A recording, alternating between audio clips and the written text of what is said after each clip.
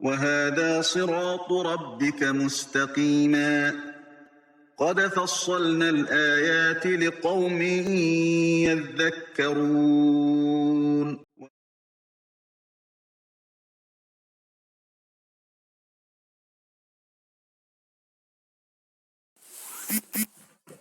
إن الحمد لله نحمده ونستعينه ونستغفره ونعوذ بالله من شرور أنفسنا ومن سيئات أعمالنا من يهده الله فلا مضل له ومن يضلل فلا هادي له وأشهد أن لا إله إلا الله وحده لا شريك له وأشهد أن محمدا عبده ورسوله صلى الله عليه وعلى آله وسلم.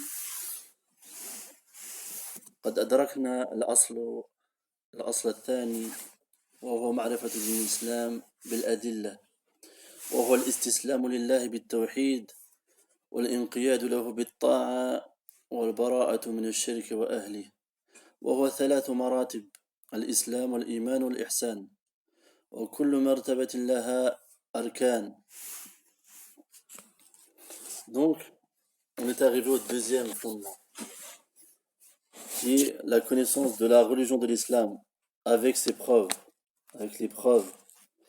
Et la religion de l'islam, c'est le fait de se soumettre à Allah en l'unifiant, de se conformer à son ordre et de se désavouer du polythéisme, de l'association et de ses adeptes. Et cet islam a 3 degrés. L'islam, qui est le premier degré, l'iman, le deuxième degré, la foi, et le troisième degré, l'ihsan, la bienfaisance. Et tous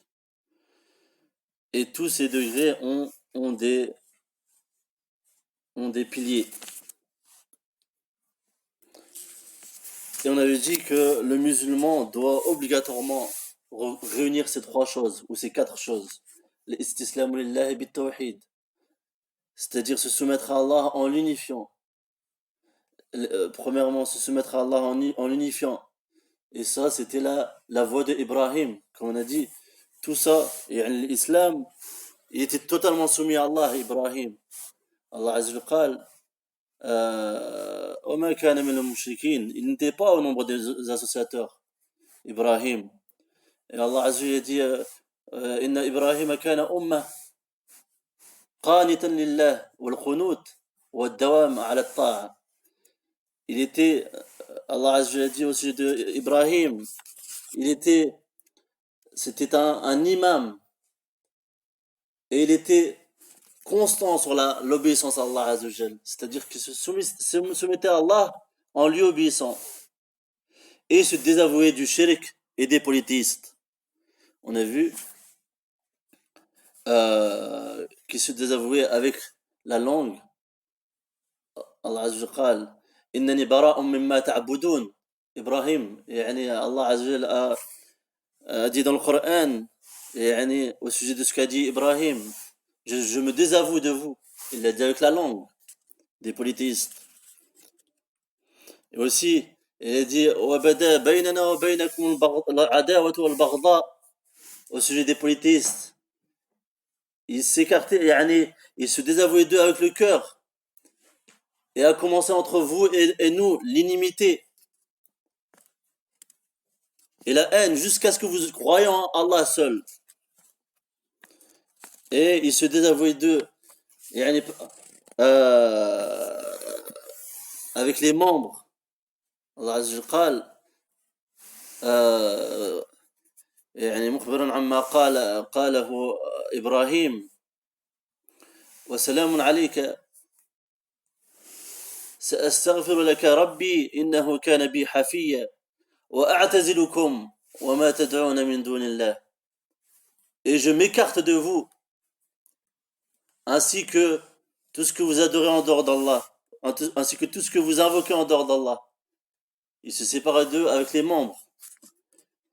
Et ça, cette voie-là, c'est la pleine soumission à Allah Azza wa Jalla. Et Allah Azza wa Jalla a ordonné au prophète sallallahu alayhi wa sallam de suivre cette voie. Allah Azza wa Jalla وأن اتبع ملة إبراهيم حنيفا. Allah Azza wa Jalla a donné un ordre au prophète sallallahu alayhi wa sallam. Et cet ordre, il nous concerne aussi. Allah Azza wa Jalla dit et suis la voie d'Ibrahim qui était Hanif, c'est-à-dire qui se tournait totalement vers Allah et se détournait de tout ce qui était adoré en dehors d'Allah Azza wa Jalla. Et donc l'islam, c'est 3 degrés. Le premier degré, c'est l'islam. Le deuxième degré, c'est l'iman, la foi. Et le troisième degré, c'est l'ihsan. L'islam, l'iman est un degré qui est au-dessus de l'islam. On a vu la preuve. Allah Azza wa Jalla قالت الأعراب آمنا قل لم تؤمنوا ولكن قولوا أسلمنا. Allah Azza wa Jalla dit au sujet des Arabes, Allah Azza wa Jalla dit les Arabes, les Bédouins, pas les Arabes, les Bédouins. Les Bédouins ont dit, on a cru, on a eu la foi. Allah, mais dites, vous n'avez pas eu la foi. Mais dites plutôt, nous avons été soumis, ou nous sommes soumis. Aslamna. Et donc, al-mu'min, il est musulman. Mais le musulman, il n'est pas forcément mu'min. Le mu'min, c'est une daraja au-dessus de l'islam. Au-dessus du musulman, du musulman. Le mu'min, il est musulman. Mais le musulman, il n'est pas forcément mu'min. Mu'min, c'est un degré qui est au-dessus de l'islam. Au-dessus de l'islam. Donc, le croyant, il est musulman et croyant. Mais il n'est pas muhsin aussi. Mais le muhsin, il est croyant et aussi musulman. Donc, le premier degré, le plus bas, c'est l'islam, la soumission. Puis la foi, un degré au-dessus. Puis la bienfaisance, qui est un degré encore plus grand. Et donc, on a vu aussi que le sens de la ilaha illallah, la ma'bouda bihaq illallah. Son sens, c'est qu'il n'y a de divinité qui mérite d'être adorée si ce n'est Allah. Et dedans, on a vu qu'il y avait une négation et une affirmation. Avec cette parole, on nie tout ce qui est adoré en dehors d'Allah et on affirme l'adoration à Allah seul.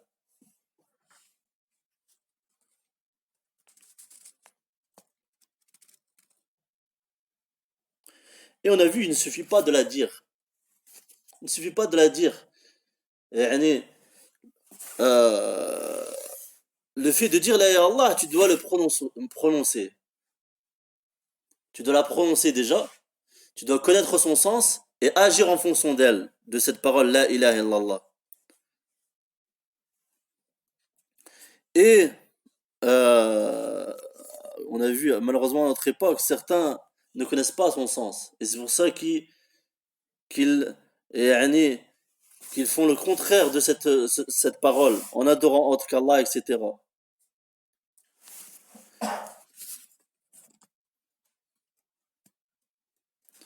Donc on reprend le sharh, inshallah. قال عن كلمة التوحيد لا إله إلا الله قال أما قولها بدون العمل بها فلا تنفع كأن يقول لا إله إلا الله ولا يخص الله بالعبادة فإن شهادته لا تنفع كالمنافقين فإنهم يقولونها ولا يعتقدونها فهم في الدرك الأسفل من النار فالذي يقول لا إله إلا الله ويعبد القبور والأصنام لا تنفعه بل هي باطلة وأما الشهادة الثانية وهي أن محمدا رسول الله فدليلها قوله تعالى لقد جاءكم رسول من أنفسكم محمد صلى الله عليه وسلم تعرفونه لأنه من أنفسكم وهو من أشرف قبائلكم من بني هاشم عزيز عليه ما عنتم أي يشق عليه ما يشق عليكم حريص عليكم يعني على هدايتكم وإنقاذكم من النار.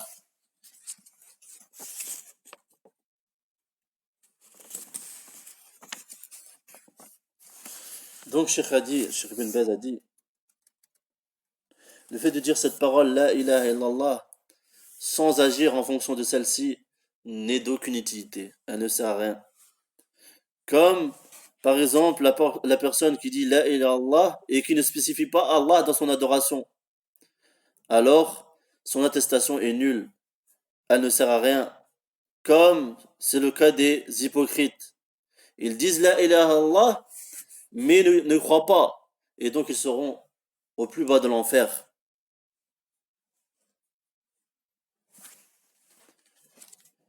Et donc celui qui dit La ilaha illallah, aussi, celui qui dit La ilaha illallah et qui adore les tombes ou les statues, alors cette parole-là ne lui profitera pas. Plutôt, elle est invalide dans son cas. Elle n'est pas valable.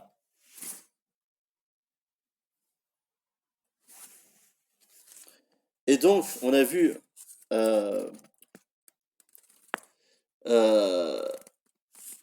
que une chose très importante, le sens de la ilaha illallah qui est la ma'bouda bihaq illallah.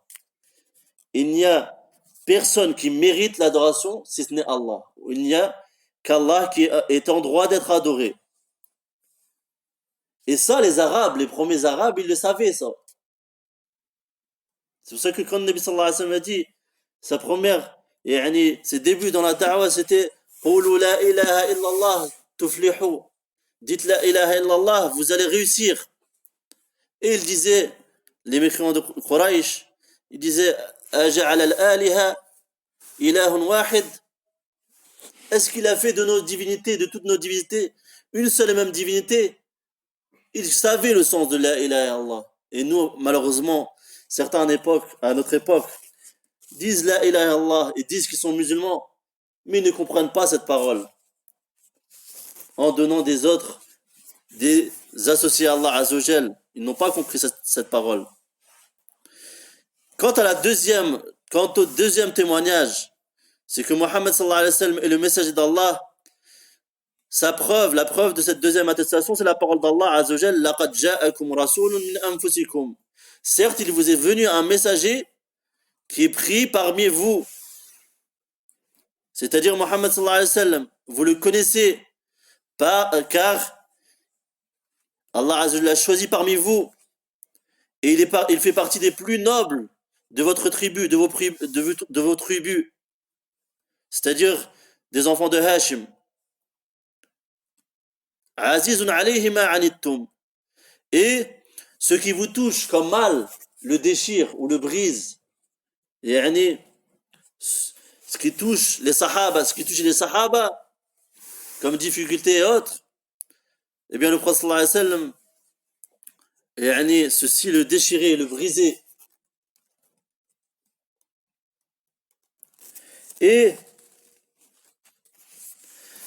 harisun alaykum, c'est-à-dire qui est plein de sollicitude envers vous, c'est-à-dire qu'il était motivé qu'il voulait la guider de son peuple et qu'il était motivé à guider son peuple et à les sauver du feu.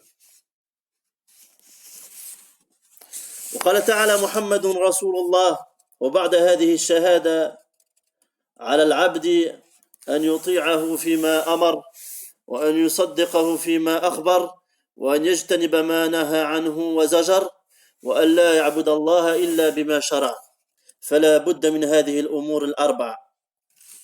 الأول طاعته فيما أمر من الصلاة والزكاة وغيرها، والثاني تصديقه فيما أخبر عن الآخرة والجنة والنار وغير ذلك.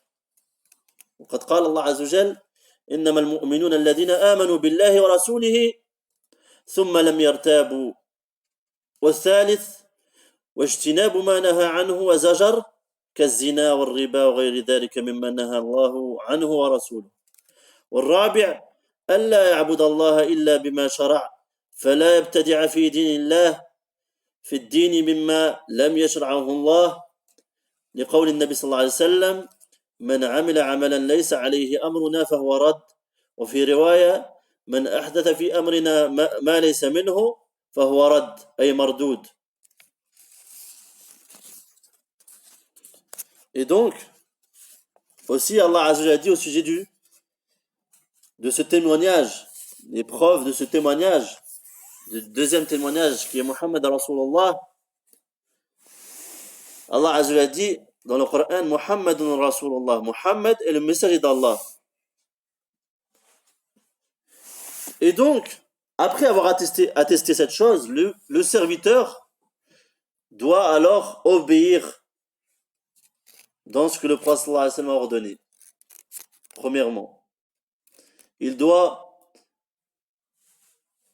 croire à ce que le prophète sallallahu alayhi wa sallam nous a informé. Deuxièmement, il doit s'écarter de ce que le prophète sallallahu alayhi wa sallam nous a interdit. Troisièmement, il doit adorer Allah. Quatrièmement, il doit adorer Allah de la manière que le prophète sallallahu alayhi wa sallam a légiféré. Il ne doit adorer Allah que comme le prophète sallallahu alayhi wa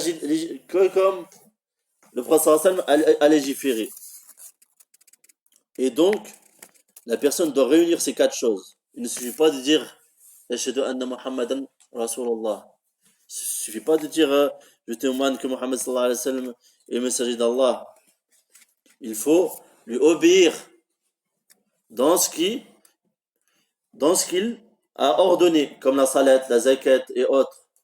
Il faut rendre véridique ce qu'il a informé, ce qu'il a apporté, comme ce qui fait partie des choses dont il nous a informé au sujet de l'akhirah, de la vie dans l'au-delà, du jannah, du paradis, du feu, etc.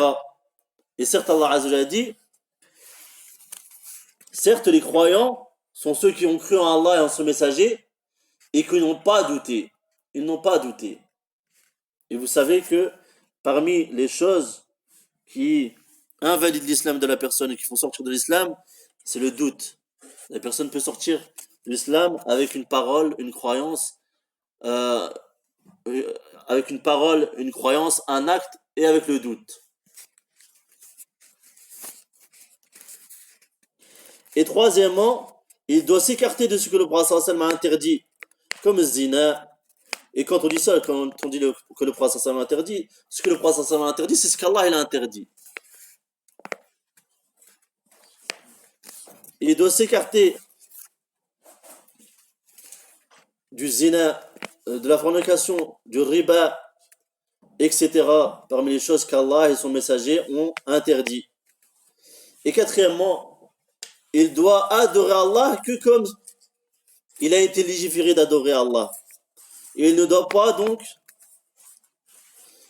pas innover dans la religion des choses qu'Allah n'a pas légiférées.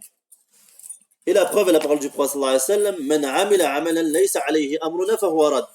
Celui qui accomplit une action sur laquelle il n'y a pas notre ordre, elle sera rejetée. Et dans une autre version, celui qui invente une chose dans notre affaire, c'est-à-dire dans notre religion, qui n'en fait pas partie, alors elle sera rejetée. Donc là, on a vu le premier pilier de l'islam, c'est-à-dire les deux témoignages. Ashhadu an la ilaha illallah wa ashhadu anna Muhammadan Rasulullah. Donc on a vu que l'islam, le premier degré de l'islam, qui est l'islam lui-même, il a 5 degrés, il a 5 piliers. Le premier, c'est de shahada, et là on passe au deuxième qui est la salat. Le premier pilier, c'est le plus important. Donc on passe au deuxième. قال المؤلف رحمه الله الشيخ محمد بن عبد الوهاب رحمه الله: وإقام الصلاة وإيتاء الزكاة وصوم رمضان وحج البيت وحج بيت الله الحرام. فدليل الشهادة قوله تعالى شهد الله أنه لا إله إلا هو والملائكة وأولو العلم قائما بالقسط لا إله إلا هو العزيز الحكيم. ومعناها لا معبود بحق إلا الله وحده لا إله نافيا جميع ما يعبد من دون الله إلا الله مثبتا العبادة لله وحده لا شريك له في عبادته كما أنه ليس له شريك في ملكه. وتفسيرها الذي يوضحها قوله تعالى وإذ قال إبراهيم لأبيه إنني براء مما تعبدون إلا الذي فطرني فإنه سيهدين وجعلها كلمة أي الشهادة لا إله إلا الله باقية في عقبه لعلهم يرجعون.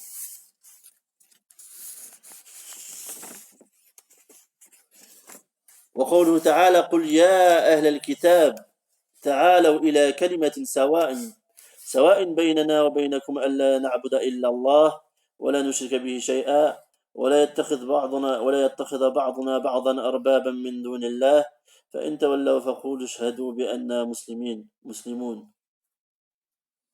ودليل شهادة أن محمدا رسول الله صلى الله عليه وسلم قوله تعالى لقد جاءكم رسول من أنفسكم عزيز عليه ما عنتم حريص عليكم بالمؤمنين رؤوف رحيم. ومعنى شهادة أن محمد صلى الله عليه وسلم أن محمدا رسول الله صلى الله عليه وسلم طاعته فيما أمر إلى غير ذلك. Donc يعني شيخ الإسلام Mohammed ibn Abdel Wahhab a évoqué d'autres preuves sur la shahada sur les deux shahadas qu'on va juste citer. Il dit les preuves sur la shahada, c'est la parole d'Allah Azza wa Jal. Allah atteste qu'il n'y a de divinité si ce n'est lui, ainsi que les anges et les gens doués de science, le mainteneur de la justice. Il n'y a de divinité si ce n'est lui, le tout-puissant, le sage. Ça, c'est une preuve sur l'attestation, la première partie de cette, c'est-à-dire la première attestation, la ilaha illallah. Et ça, sachez que les savants disent que c'est là, dans ces versets, c'est une attestation du plus grand témoin, c'est-à-dire Allah Azza wa Jal, sur le plus grand témoignage qui est la ilaha illallah. Et Allah Azza wa Jal est aussi parmi les preuves, parmi les choses qui expliquent et qui éclaircissent ce témoignage, il a la parole d'Allah Azza wa Jal au sujet d'Ibrahim. Et lorsque Ibrahim a dit à son père et à son peuple, je me désavoue de ce que vous adorez, sauf celui qui m'a créé, et c'est lui qui me guidera. Et il a fait de cette parole, il en fit une parole qui devait se perpétuer parmi sa descendance, peut-être reviendront-ils. La parole du Tawhid. Et aussi, il y a la parole d'Allah Azza wa Jal, dit aux gens du livre,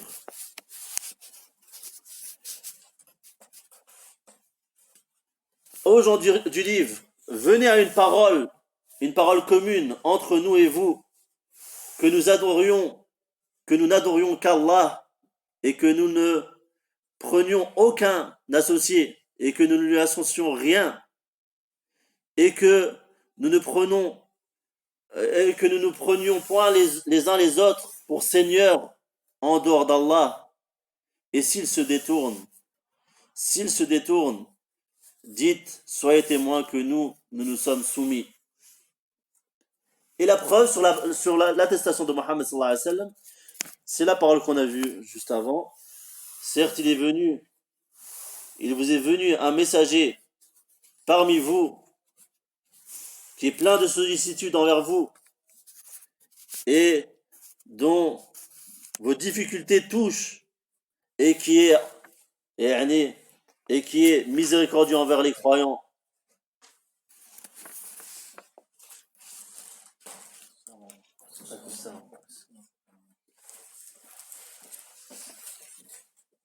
Et donc maintenant on va voir le sharh de Cheikh Ibn Baz au sujet de euh, du reste des piliers. ودليل الصلاة والزكاة وتفسير التوحيد قوله تعالى وما أمروا إلا ليعبدوا الله مخلصين له الدين حنفاء ويقيموا الصلاة ويؤتوا الزكاة وذلك دين القيم وذلك دين القيمة وقال تعالى فإن تابوا وأقاموا الصلاة وآتوا الزكاة فإخوانكم في الدين وقال تعالى فإن تابوا وأقاموا الصلاة وآتوا الزكاة فخلوا سبيلهم ودليل الصيام قوله تعالى يا أيها الذين آمنوا كتب عليكم الصيام كما كتب على الذين من قبلكم إلى قوله سبحانه وتعالى شهر رمضان أي أن الصيام واجب عليكم يعني مرة في العام في شهر رمضان. Donc, Cheikh Ibn Baz a dit la preuve sur le deuxième pilier de l'islam, la salat, ainsi que la zakat, le troisième pilier de l'islam, et la preuve sur l'explication du tawhid, c'est la parole d'Allah. Et ils n'ont été ordonnés que d'adorer Allah en lui vouant un culte exclusif et en se tournant vers lui exclusivement et d'accomplir la salat et de donner la zakat. Et c'est ça la religion de droiture. Et aussi il y a la parole d'Allah et s'ils se repentent et accomplissent la salat et donnent la zakat, alors ce sont vos frères en religion. Et aussi il y a la parole d'Allah et s'ils se repentent et accomplissent la salat et donnent la zakat, alors laissez-leur la voie libre. Ça c'est la preuve sur la salat et zakat et l'explication du tawhid. Et la preuve sur le siyam, sur le jeûne, c'est la parole d'Allah. Ô vous qui avez cru, il vous a été prescrit le jeûne comme il a été prescrit à ceux qui étaient avant vous, jusqu'à la parole d'Allah, Azzawajal, Shahr Ramadan, le mois du Ramadan.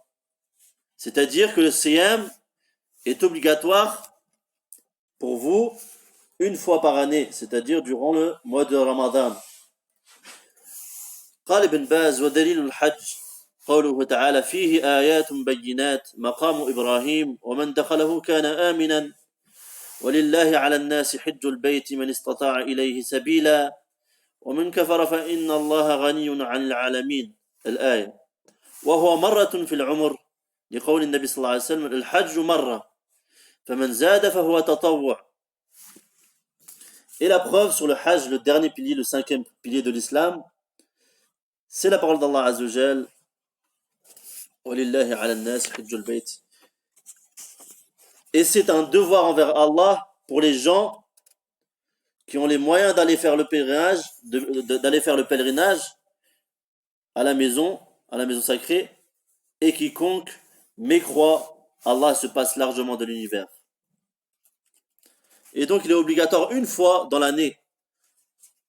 Et la preuve est la parole du prophète sallallahu alayhi wa sallam, al-hajj marra. Le pèlerinage se fait une fois, et celui qui veut rajouter, alors c'est surrogatoire pour lui, c'est surrogatoire.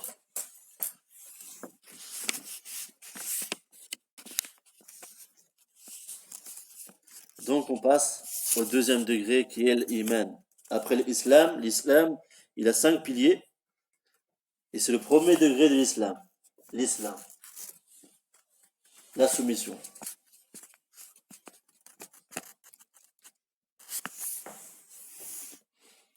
الإيمان قال الشيخ الإسلام محمد بن عبد الوهاب وهو 77 شعبة فأعلاها قول لا إله إلا الله وأدناها إماطة الأذى عن الطريق والحياء شعبة من الإيمان وأركانه 6 أن تؤمن بالله وملائكته وكتبه ورسله واليوم الآخر وبالقدر خيره وشره.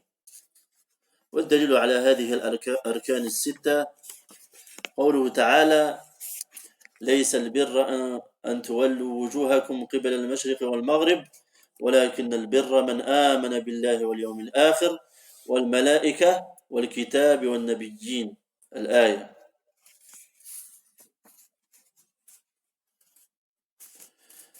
ودليل القدر قوله تعالى إنا كل شيء خلقناه بقدر.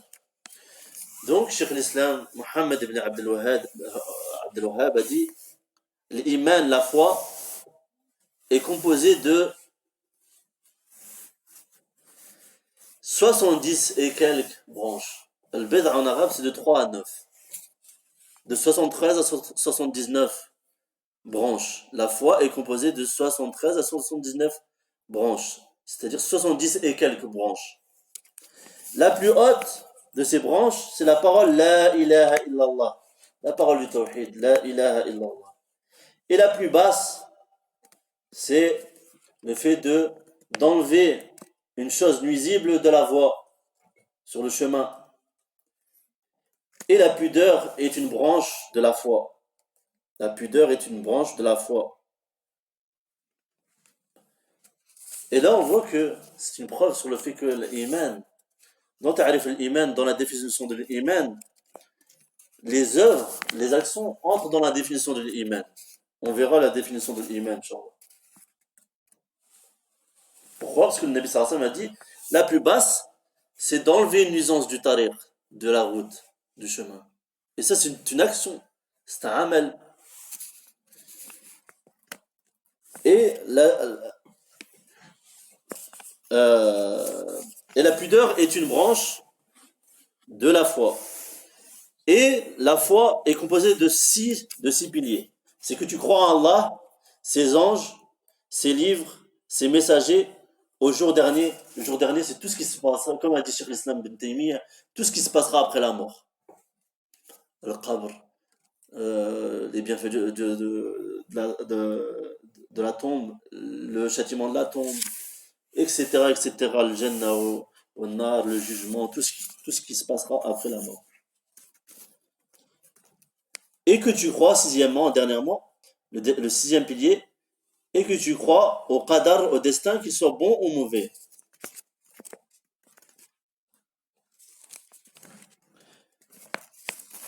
Et la preuve, c'est la preuve sur ces six piliers, c'est la parole d'Allah Azza wa Jal. La bonté pieuse n'est pas que vous tournez vos visages vers l'Orient, l'Occident et l'Occident, mais la bonté pieuse, c'est de croire en Allah. C'est celui qui croit en Allah, au jour dernier, aux anges, aux livres et aux prophètes.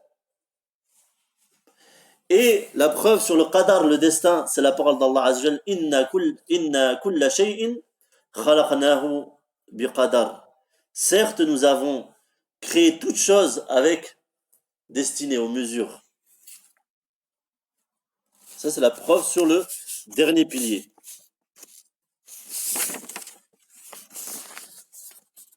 قال ابن باز الإيمان هو ما يتعلق بالقلب أو بالقلوب من التصديق بالله وأنه رب العالمين وأنه هو المستحق للعبادة ومن التصديق بالملائكة وبالكتب وبالرسل وبالبعث بعد الموت والجنة والنار وبالقدر خيره وشره كل هذا يتعلق بالقلوب فهذا أصل من الأصول التي لا بد منها فلا إسلام إلا بإيمان ولا إيمان إلا بإسلام فلا بد من هذا وهذا لا بد من إسلام الجوارح ولا بد من إسلام القلوب وإيمانها ولهذا جمع الله بين الأمرين في كتابه العظيم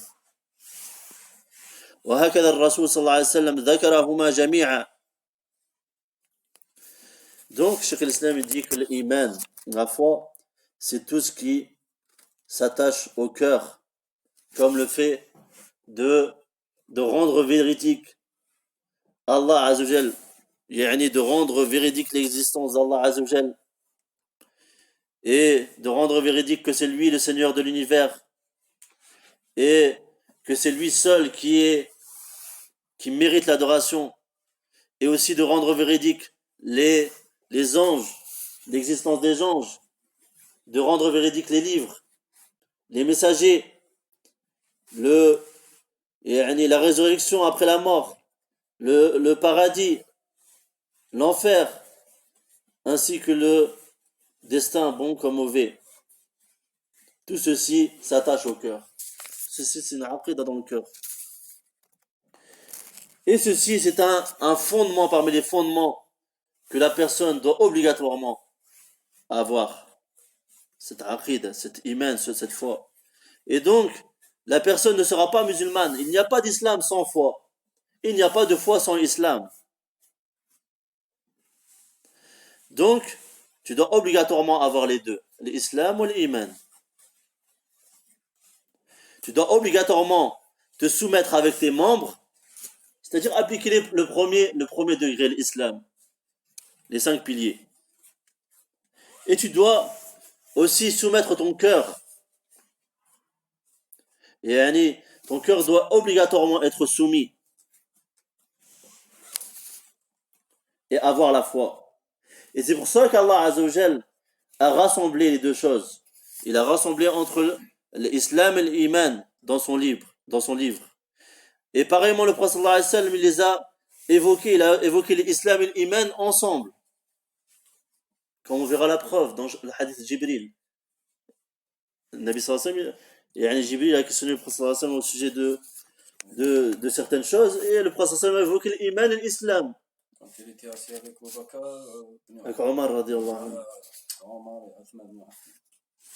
الله أعلم في الصحابة المهم يبي عمر رضي الله عنه. قال ابن باز: فالإسلام هو الانقياد الظاهر بطاعة الله وترك معصيته، والإيمان يشمل الأعمال الباطنة مما يتعلق بالقلوب وتصديقها، ويطلق الإسلام على الإيمان، ويطلق الإيمان على الإسلام. فإذا قيل الإيمان عم الجميع، وإذا قيل الإسلام عم الجميع.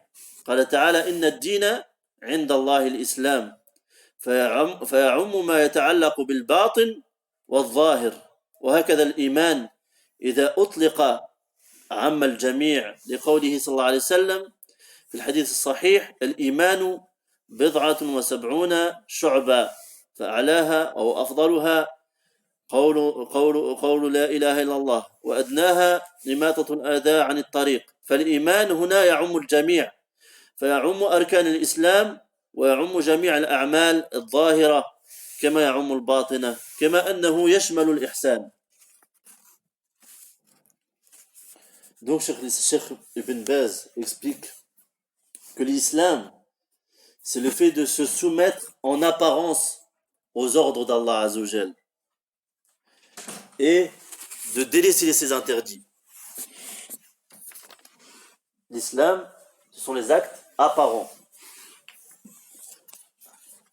Et l'iman, il dit que ce sont, il englobe tous les actes cachés, c'est-à-dire dans le cœur.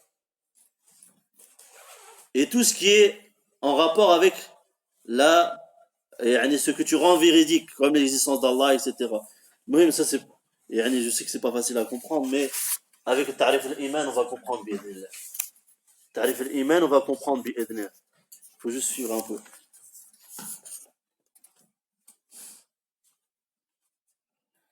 Et donc, il dit que l'iman, la foi, elle englobe tous les actes cachés du cœur. Les actes du cœur, on verra c'est quoi. On les a déjà vus dans les sortes d'adoration. Et donc, Cheikh Ibn Baz dit que l'islam est défini aussi par l'iman. C'est-à-dire que quand Allah Azzawajal, ou le Prophète sallallahu alayhi wa sallam Allah Azzawajal évoque dans un texte, dans son livre, dans le Coran, l'iman seul, il englobe aussi l'islam. Et quand le Prophète sallallahu alayhi wa sallam aussi évoque l'islam seul ou l'iman seul, l'un englobe l'autre. Comme Allah Azza wa dit, Inna ad-dina 'inda Allah l'islam. Certes, la religion auprès d'Allah, c'est l'islam. Allah n'a pas évoqué l'iman, mais on a vu, quand Allah Azza wa Jalla ou le prophète sallallahu alayhi wa sallam évoque l'islam ou l'iman seul, ça englobe l'autre. Donc, inna ad-dina 'inda Allah l'islam. Il englobe aussi l'iman. Yani, c'est des actes apparents comme cachés. Dans ce verset, Allah Azza wa Jalla, yani, quand Allah Azza wa Jalla dit, certes la religion auprès d'Allah c'est l'islam, l'islam, il englobe tous les actes apparents qui sont l'islam et aussi l'iman qui sont les actes dans le cœur. presque comme l'akhlaq. L'akhlaq. L'akhlaq, c'est les actes apparents. Les actes, il va avec sa salade. Quand c'est les deux, ça colle. Même quand Allah Azza wa Jalla les différencie, ou Allah ou le prophète sallallahu alayhi wa sallam les évoque, yani, les évoque séparément. Évoque par exemple comme dans ce verset-là, l'islam, yani, il faut comprendre que c'est l'islam et aussi l'iman. Mais quand ils sont, yani, quand ils sont rassemblés dans un même texte, comme dans le hadith Jibril, le prophète sallallahu alayhi wa sallam a dit, on verra le hadith Jibril, il a été questionné au sujet de l'islam et l'iman.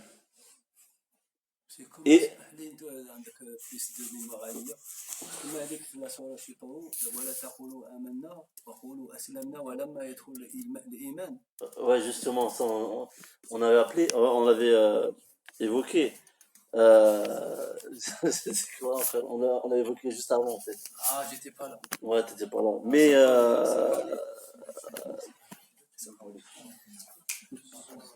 et justement, ça c'est un bon exemple. Voilà. ما j'étais pas là, c'est pour les j'ai cassé le حبست الشيخ.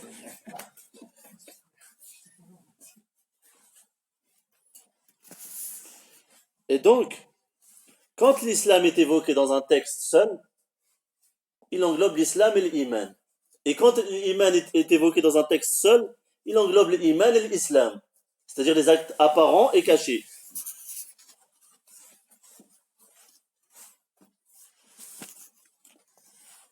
Et comme dans la parole du prophète sallallahu alayhi wa sallam qu'on vient de voir, ça c'est Ibn Baz qui donne l'explication, dans son explication, comme la parole qu'on vient de voir, le hadith sahih, la foi comporte 70 et quelques branches. Et il a dit, la meilleure, c'est la parole La ilaha illallah, et la plus basse, c'est le fait d'enlever une chose nuisible du tariq. Et dedans, il y a l'amal, il y a les actes de l'islam. Donc, vous avez compris, ici, il a évoqué que l'iman, mais il englobe aussi l'islam. Donc ici, dans ce texte, l'iman, la foi, englobe, il est évoqué juste, uniquement la foi, mais il englobe aussi l'islam. Ça c'est subtil, Charles.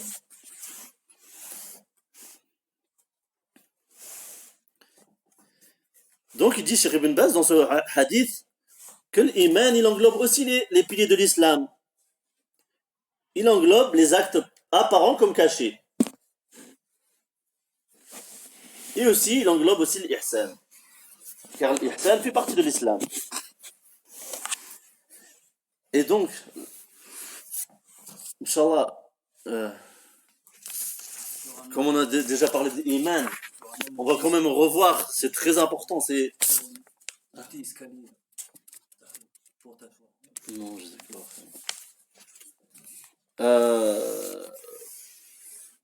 C'est une chose très importante, ça doit être ancré dans la aqida de tout musulman.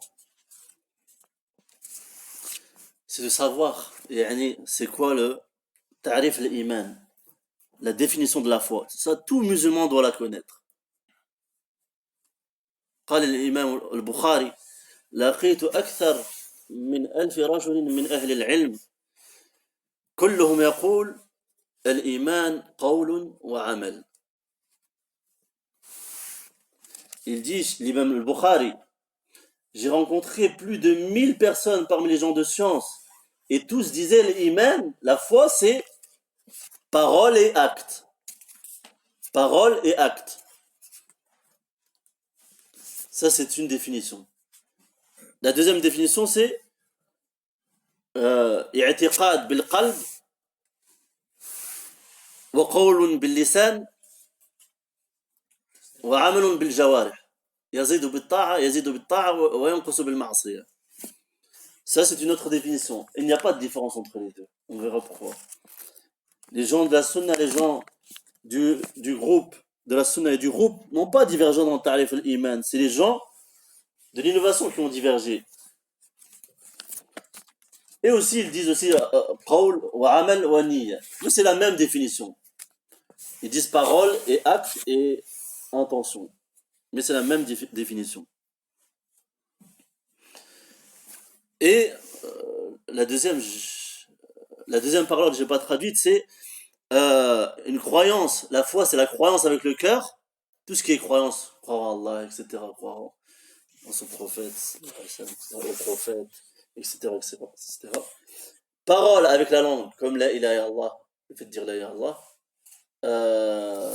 Et acte avec les membres, la salat, etc., etc., l'aumône, le zakat, etc., etc. Et cet iman augmente avec l'obéissance et elle diminue avec la désobéissance. Et le prophète, les salafs, les plus prédécesseurs disent l'iman peut monter comme étant à l'image des montagnes. Elle peut augmenter et être à l'image des montagnes, comme elle peut descendre et être adna, comme a dit le Nabi sallallahu alayhi wa sallam, min mithqali dharratin min iman. Elle peut être elle peut avoir un poids, elle peut avoir le moindre poids, le moindre poids de la fourmi, de la petite fourmi. Dharra, c'est la petite fourmi. Elle peut diminuer jusqu'à avoir ce poids-là.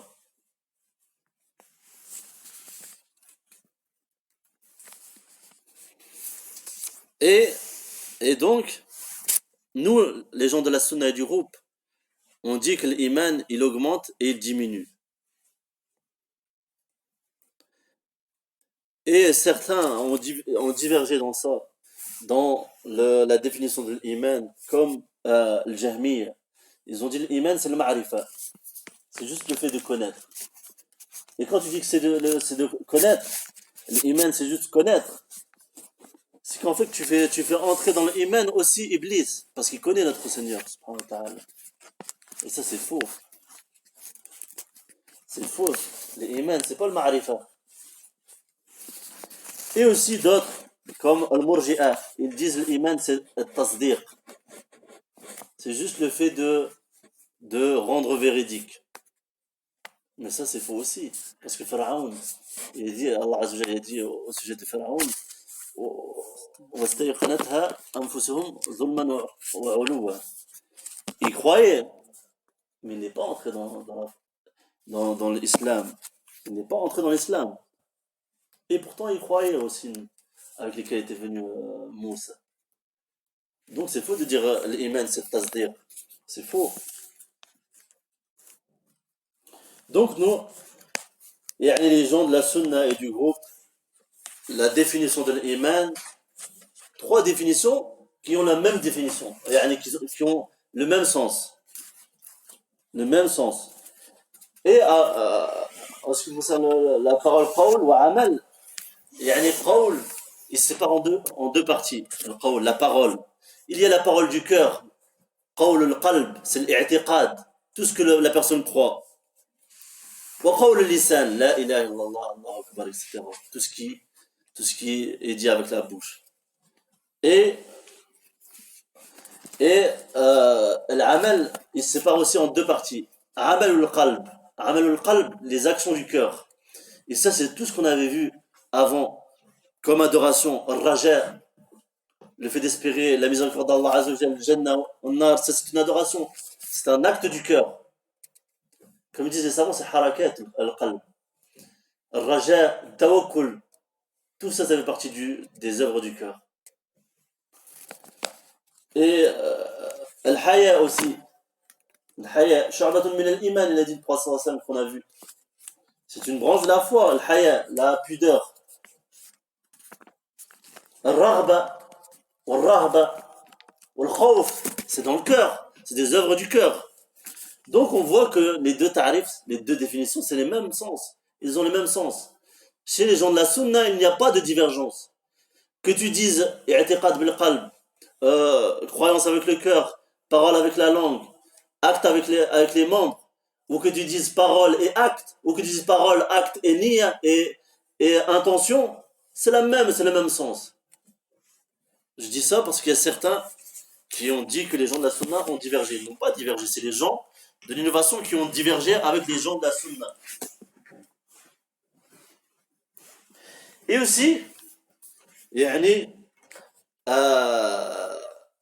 donc les Murji'a, ils ne font pas rentrer les actes dans la définition de la foi. On a vu, ils disent c'est juste tasdir, le fait de rendre véridique, c'est tout.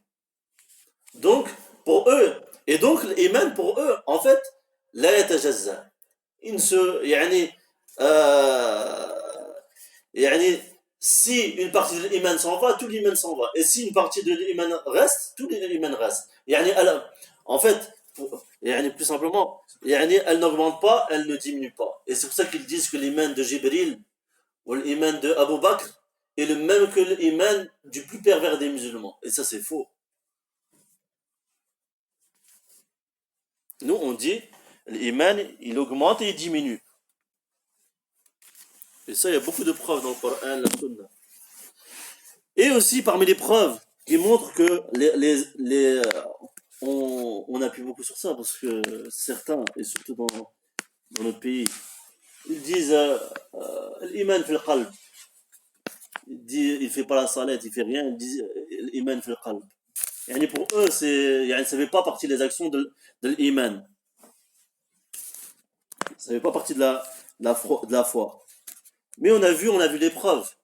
La parole du prophète sallallahu alayhi wa sallam, les branches de la foi sont au nombre de 70 et quelques. Et le prophète sallallahu alayhi wa sallam a mis imatatul ada anit tariq, enlever la nuisance de la route, du chemin. Et aussi le prophète Allah Azza wa dit قال الله عز وجل في الصلاة التي صلاها المسلمون إلى بيت المقدس ومات من مات قبل نسخ القبلة وما كان الله ليضيع إيمانكم أي صلاتكم.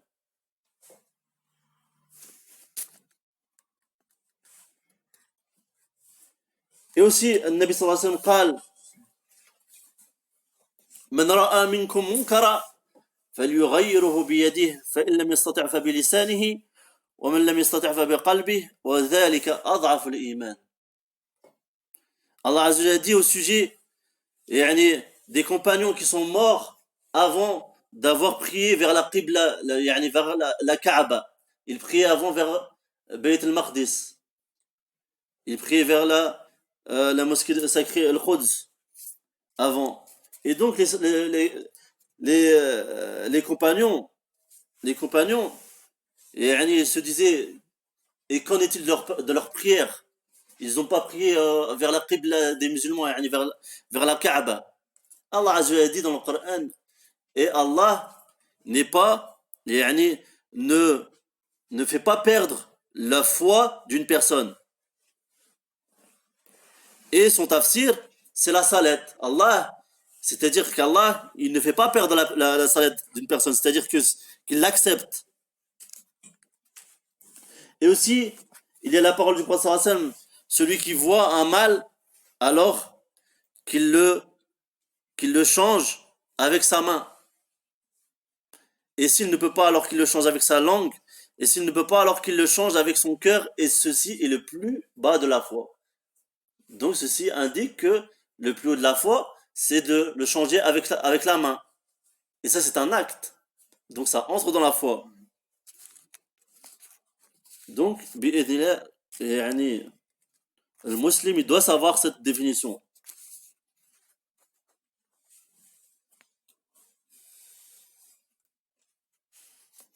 Donc on passe à la suite. والمرتبة الثالثة الإحسان وهو ركن واحد وهو أن تعبد الله كأنك تراه فإن لم تكن تراه فإنه يراك.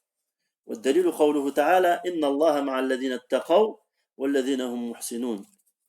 وقوله تعالى وتوكل على العزيز الرحيم الذي يراك حين تقوم وتقلبك في الساجدين إنه هو السميع العليم. وقوله تعالى وما تكون في شأن وما تتلو منه من قرآن ولا تعملون من عمل إلا كنا عليكم شهودا إذ تفيضون فيه الآية.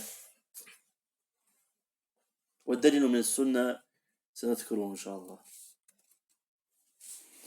Et le troisième degré qui est l'ihsan, la bienfaisance, il est constitué d'un pilier. Je ne sais pas si je vous ai dit la semaine dernière, un pilier ou deux piliers, le muhim. L'ihsan, il est constitué.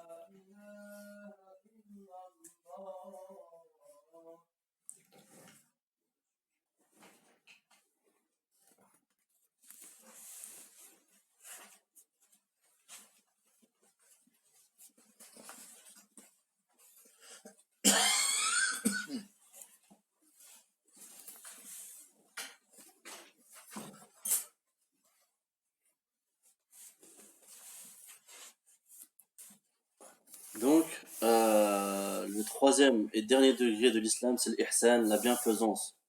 C'est le plus haut degré. Le muhsin, il est meilleur que le mu'min et que le musulman. Le mu'min, il est meilleur que le musulman.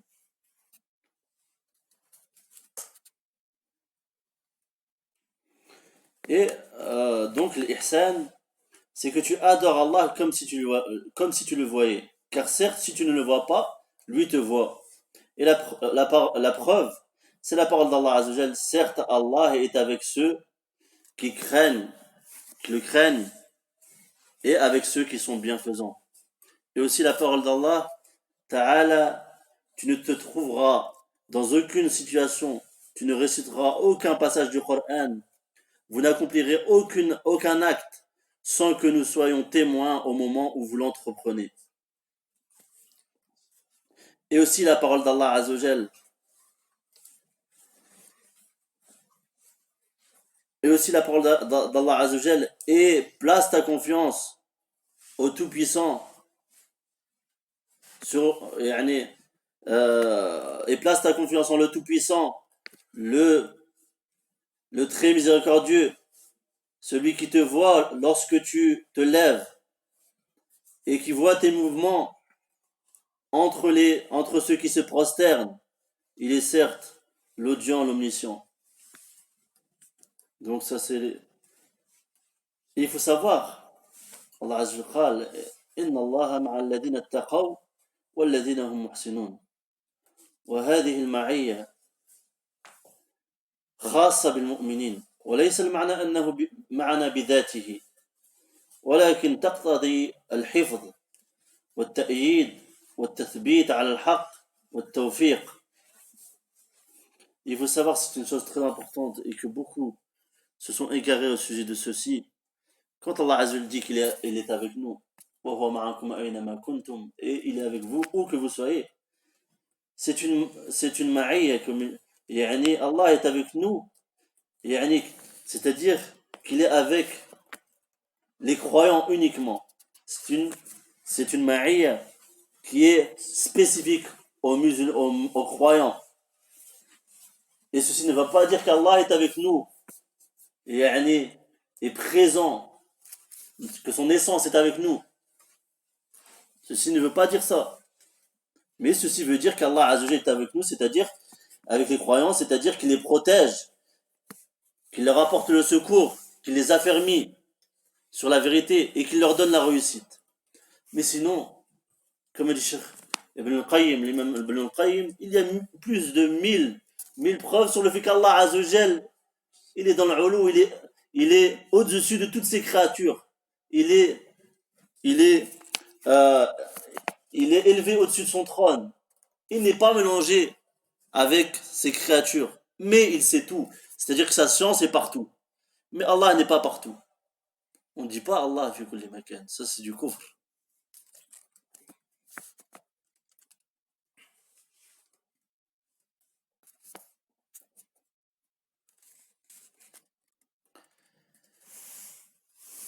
Et donc, la preuve sur ces 3 degrés, l'islam, l'iman et l'ihsan, on va lire, c'est, Inch'Allah, ce sera la dernière chose, c'est la preuve de la sunna. Dans la sunna, on a vu la preuve dans le kitab. La preuve dans la sunna, c'est حديث جبريل المشهور عن عمر بن الخطاب رضي الله عنه قال بينما نحن جلوس عند النبي صلى الله عليه وسلم إذ طلع علينا رجل شديد بياض الثياب شديد سواد الشعر لا يرى عليه أثر السفر ولا يعرفه منا أحد فجلس إلى النبي صلى الله عليه وسلم فأسند ركبتيه إلى ركبتيه ووضع كفيه على فخذيه وقال يا محمد أخبرني عن الإسلام فقال أن تشهد أن لا إله إلا الله وأن محمدا رسول الله وتقيم الصلاة وتؤتي الزكاة وتصوم رمضان وتحج البيت إن استطعت إليه سبيلا قال صدقت فعجبنا له يسأله ويصدقه قال أخبرنا عن الإيمان قال أن تؤمن بالله وملائكته وكتبه ورسله واليوم الآخر وبالقدر خيره وشره قال أخبرني عن الإحسان قال أن تعبد الله كأنك تراه فإن لم تكن تراه فهو يراك فإنه يراك قال أخبرني عن الساعة قال المسؤول ما المسؤول عنها بأعلم من السائل قال أخبرني عن أمارتها قال أن تلد الأمة ربتها وأن ترى الحفاة العراة العالة رعاء الشاة يتطاولون في البنيان قال فمضى فلبثنا مليا فقال يا عمر أتدري من السائل قلنا الله ورسوله أعلم قال هذا جبريل أتاكم يعلمكم أمر دينكم.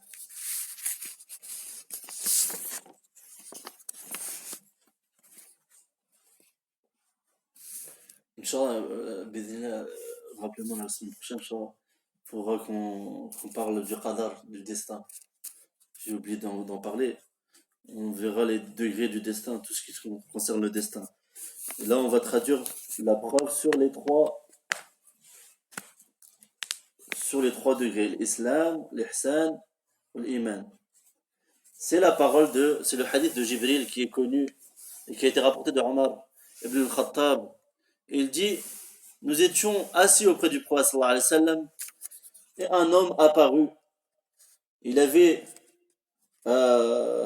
des vêtements blancs vifs et des cheveux noirs vifs. Et on ne voyait pas sur lui de traces de voyage. C'est-à-dire qu'il venait de nulle part. Et, personne ne le connaissait et il n'y avait pas de traces de voyage sur lui. Et personne ne le connaissait. Et il s'est assis auprès du prophète sallallahu alayhi wa sallam. Il a collé ses genoux aux genoux du prophète sallallahu alayhi wa sallam et a posé ses paumes de main sur les cuisses du prophète sallallahu alayhi wa sallam.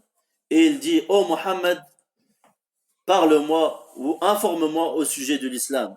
Et le prophète sallallahu alayhi wa sallam a répondu, c'est que tu attestes qu'il n'y a de divinité si ce n'est Allah et que Mohammed est le messager d'Allah, que tu accomplisses la prière, que tu donnes la zakat, que tu t'acquittes de la zakat, que tu jeûnes le mois du Ramadan, que tu fasses le pèlerinage à la maison si tu le peux.